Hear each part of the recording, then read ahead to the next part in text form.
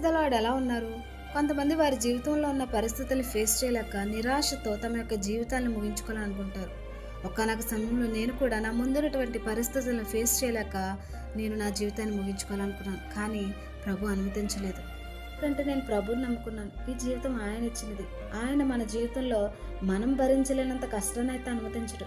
ఇలా నేను ప్రభు వైపు తిరిగి ఆయనపై విశ్వాసం ఉంచాను. ఎందుకంటే ప్రభు ఎలాంటి కఠినమైన పరిస్థితినైనా మార్చగల సమర్థుడు. ఈరోజు మీరు కూడా నిరాశతో నిండిపోయి మీ యొక్క జీవితంలో ఎదురవుతున్న పరిస్థితులను ఫేస్ చేయలేక మీ యొక్క జీవితాన్ని ముగించుకోవాలనుకుంటున్నారా? ఎందుకు ఈ జీవితం అని చనిపోదాం అనుకుంటున్నారా? అయితే దేవుడు మీతోనే మాట్లాడుతున్నారు. ఆశతో నిండిన నన్ను దేవుడు లేవనెత్తి తిరిగి నాకు నూతన జీవితాన్ని ఇచ్చాడు. ఈరోజు నీవు కూడా నిరాశతో నిండిపోయినట్లయితే, నీవు నమ్మినట్లయితే దేవుడు నిన్ను కూడా తిరిగి లేవనెత్తి నీకు ఒక నూతన జీవితాన్ని దయచేస్తాడు. నమ్మకించు. రోజు నీ జీవితంలో ఉన్న పరిస్థితులను చూసి వాటిని ఫేస్ చేయలేక నిరాశతో నిండిపోయి ఉన్నావేమో. నిరాశతో నిండి ఉన్న నిన్ను లేవనెత్తి నీకు ఒక నూతన జీవితాన్ని ఇస్తాడు. God bless you.